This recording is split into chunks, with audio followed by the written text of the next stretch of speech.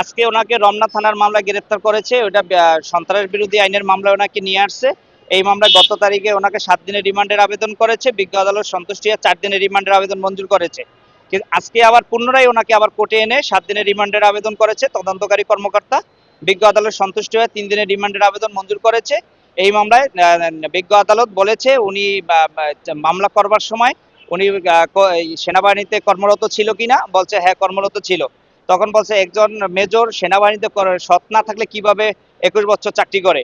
আর এই ঘটনাটা যখন ঘটছে রমনা থানাধীন, এই রমনা থানাধীন বাগান রোডে, যেটা বলেছে আপনারা জানেন এই ঘটনার সময় এজার নামিয়ে ছিল 10 জন আসামি, 7 জন গ্রেপ্তার করেছে, বাকি আরো 15-20 জন গ্রেপ্তার করেছে। তারা কখনো এই আসামির কথা বলে নাই।